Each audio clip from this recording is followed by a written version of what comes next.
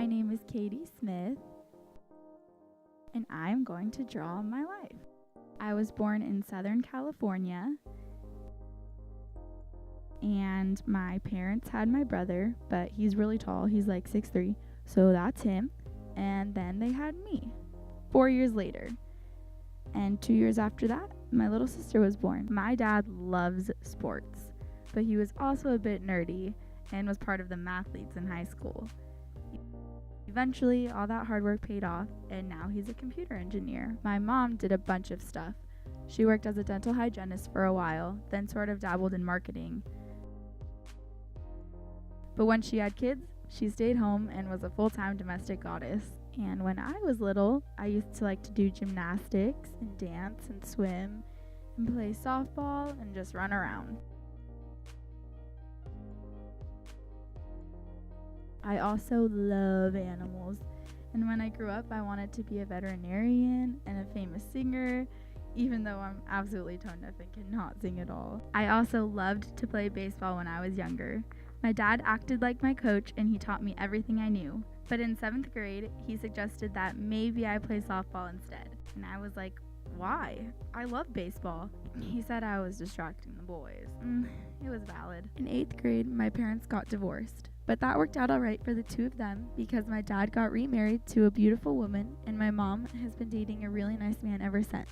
So they turned out pretty happy. The divorce led to our move from LA to San Jose.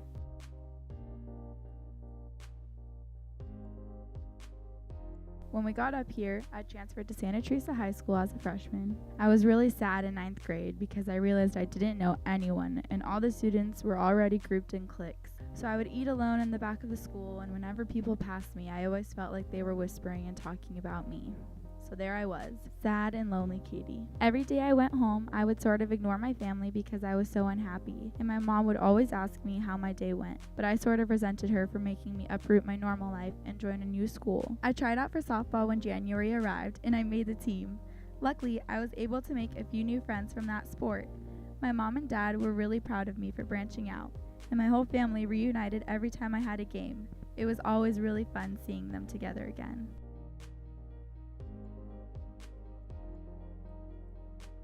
One night, I finally opened up to my brother about my trouble with meeting new people, and he told me all about these websites that are apparently a super popular way to connect with friends. So, he helped me set up accounts for Facebook and Twitter, and I added all my friends from LA and a few from softball at ST.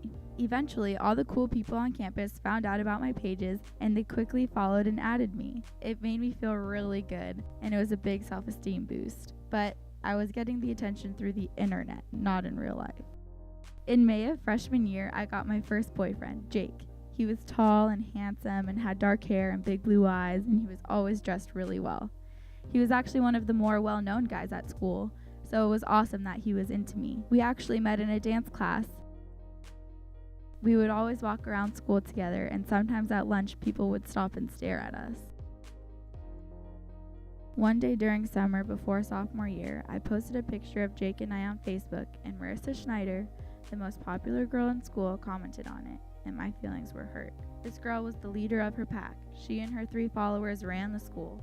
Rumor had it she was interested in Jake, and her attempts to break us up were relentless. The comment about me being ugly and fat didn't end there. She later told Jake and all his friends that I had a bunch of sexual diseases, which obviously wasn't true because I had never been with anyone but Jake. But even though the rumors people spread were lies, the harassment followed me everywhere because of all the social media websites. Once again, sad Katie was really sad. Jake sort of started distancing himself from me, and that made me feel lonelier than ever. He cared more about what his friends said and thought of me than what he knew was the actual truth, and I began ditching my classes because I feared being bullied more than I feared the consequences of missing lessons. I began playing these scenarios in my head of what life would be like without me. I felt useless and unappreciated. I thought of many ways to simply end it all, although I guess they wouldn't be so simple. Just when I had lost all hope, in the beginning of sophomore year, I was walking to my 3rd period, and I saw a handbook on the floor. It was titled, "How to Handle Bullying, a Guide for New Students." Instead of going to class, I read the booklet in the bathroom all day. It taught me the types of bullying, how to identify a bully, a victim, and how to handle situations. The best part of all was that the guide was specific to Santa Teresa. Apparently, what I was experiencing on campus is often experienced amongst all students. Cyberbullying is a huge problem at the school. It described the zero tolerance policy for bullies at school, and I planned out a way to approach the administration about my problem. By the end of the week, Mr. Gelati arranged a mediation between Marissa and I. In the meeting, I was encouraged to explain how I felt. It was really nerve-wracking facing my fears of confrontation, but it felt really great to finally vent out all my feelings. In the beginning, I could tell that Marissa thought it was stupid, but she slowly seemed to feel more empathy for my situation. She uncrossed her arms and changed her facial expression from angry to understanding. In the end, she admitted that her behavior was inappropriate and she apologized for her actions. From that day on, she and her friends have been saying hi to me during passing periods, and they have been supporting my relationship with Jake instead of jeopardizing it. Though I went through all that harassment, I'm thankful to have found that guide when times were rough. It helped me navigate a safe way to resolve the issue, and I could not thank Mr. Gelati enough for involving himself in creating a resolution.